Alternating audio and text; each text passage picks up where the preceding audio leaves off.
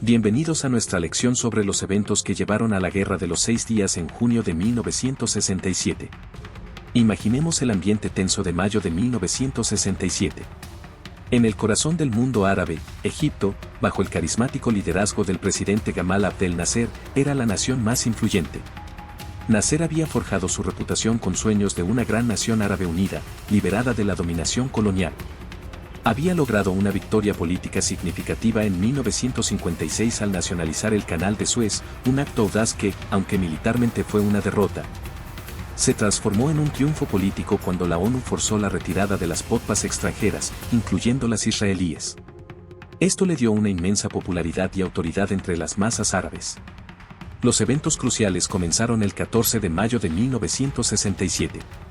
Anwar el-Sadat, presidente de la Asamblea Nacional Egipcia, regresó de Moscú con un mensaje urgente de los líderes soviéticos: Israel se estaba preparando para atacar Siria en los próximos días. Egipto tenía un pacto de alianza militar con Siria, que obligaba a Egipto a intervenir si Siria era atacada. Nasser no dudó de la información soviética y sintió que debía actuar para apoyar a Siria y mantener su posición en el mundo árabe. Su jefe de Estado Mayor, el mariscal Amer, le aseguró que el ejército egipcio estaba listo para enfrentarse a Israel. Así, se lanzó una movilización general en Egipto. Miles de campesinos, a quienes Nasser había dado tierras y ayudado, acudieron al llamado.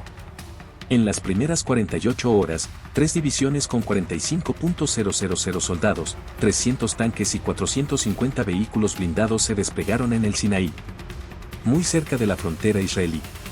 Eran reclutas apenas entrenados con equipo principalmente soviético. Aunque la movilización parecía impresionante y las imágenes de televisión eran poderosas, Nasser estaba dando un paso dramático que tendría consecuencias duraderas en toda la región. Mientras tanto, en Jerusalén, Levi Eshkol, primer ministro y ministro de Defensa de Israel, estaba revisando las tropas para el Día Nacional de Israel el 15 de mayo. Allí se enteró de los movimientos de tropas egipcias en el Sinaí. Eshkol, una persona que buscaba el consenso y evitaba soluciones radicales, era lo opuesto a Nasser. Asesorado por su jefe de Estado Mayor, Rabin, Eshkol decidió movilizar una brigada blindada. Esta movilización, aunque inicial, se realizó con los procedimientos ordenados de un ejército eficiente. El soldado de reserva israelí Yehoshua bar Dayan, por ejemplo, comenzó a escribir un diario esa noche. La inteligencia israelí no interpretó los movimientos egipcios como un preludio a la guerra. Para ellos, era una táctica para presionar a Israel en caso de que quisiera atacar Siria. El general Gazit, por ejemplo, afirmó que la guerra no estaba en la agenda. Sin embargo, la situación escalaba rápidamente. La autoridad de Nasser se basaba en su obsesión por las masas y su nacionalismo panárabe. No podía desmoralizarlas. En su afán por consolidar la presencia árabe en la escena internacional, Nasser tomó una decisión trascendental: la retirada de las fuerzas de paz de la ONU de la frontera egipcia. El 18 de mayo, Egipto exigió que los cascos azules de la ONU abandonaran sus puestos. A pesar de las advertencias del general Zarqawi, el secretario general de la ONU, UTANT, decidió respetar la decisión de Egipto, viendo a Nasser como un líder del tercer mundo que se negaba a alinearse con las grandes potencias. La salida de las fuerzas de la ONU eliminó el amortiguador entre los ejércitos israelí y egipcio, aumentando la tensión de manera crítica. La CIA, a través de Jonathan, analizó que Nasser estaba subiendo la apuesta, pero no necesariamente buscando la guerra. Sin embargo, el siguiente paso de Nasser sí lo haría: el cierre del estrecho de Tirán a los barcos israelíes. Este estrecho era la única ruta de acceso marítimo de Israel al sur. Nasser, confiando en las evaluaciones erróneas del mariscal Amer sobre la preparación del ejército egipcio, decidió seguir adelante. Amer aseguró que el ejército estaba listo, a pesar de que la realidad era que era numeroso pero frágil. Nasser admitiría más tarde que fue lo que Amer le dijo sobre el estado de las fuerzas egipcias lo que lo impulsó a la guerra. Para el 22 de mayo, la decisión de Nasser estaba tomada. La noticia del cierre del estrecho de Tirán llegó a Israel a las 2:30 de la mañana. El coronel Lior, asesor militar de Eshkol, sintió que no había vuelta atrás y que Israel iría a la guerra. A las 8 de la mañana, Eshkol se reunió con sus generales, incluyendo a Yitzhak Rabin y a Aaron Yarib. Los militares estaban convencidos de que Israel debía responder con fuerza para afirmar su superioridad y credibilidad.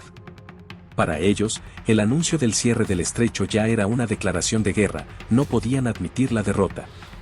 A pesar de la urgencia de los generales, el gobierno israelí pospuso la decisión 2 días, confiando al ministro de Asuntos Exteriores, Abba Eban, la misión de consultar a los aliados con la esperanza de que presionaran para la reapertura del estrecho.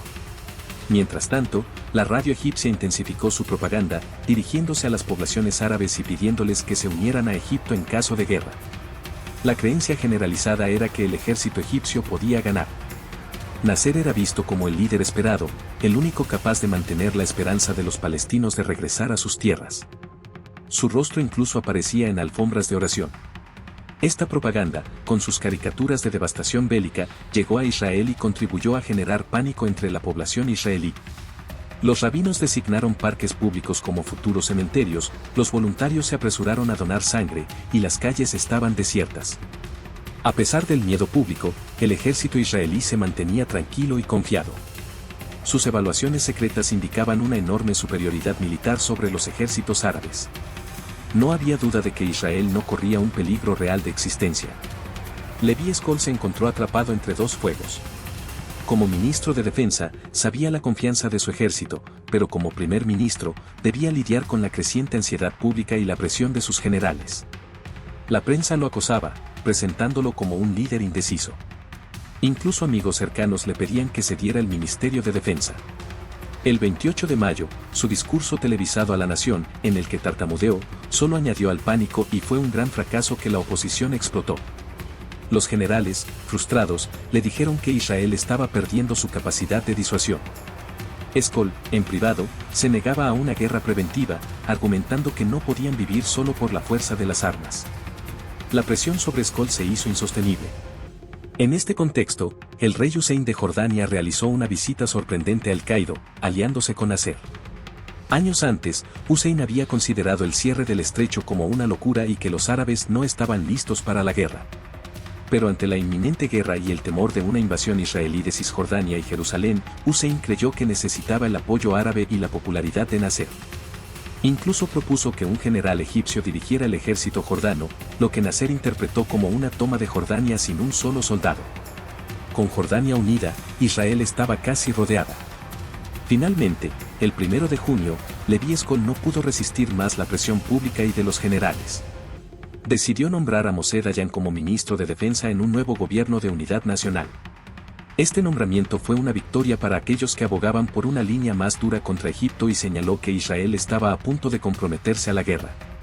En la reunión del gabinete, Dayan marcó la pauta: Israel no podía perder la iniciativa, era el momento de actuar. La votación fue clara, 12 a favor de la guerra, 2 en contra. El gobierno decidió actuar para romper el asedio enemigo. Como se escribió, no había vuelta atrás. La decisión estaba tomada. Así es como una serie de decisiones, presiones internas y externas, errores de juicio y percepciones de amenaza, llevaron a Israel y a sus vecinos árabes a la inevitable confrontación que conocemos como la Guerra de los 6 días.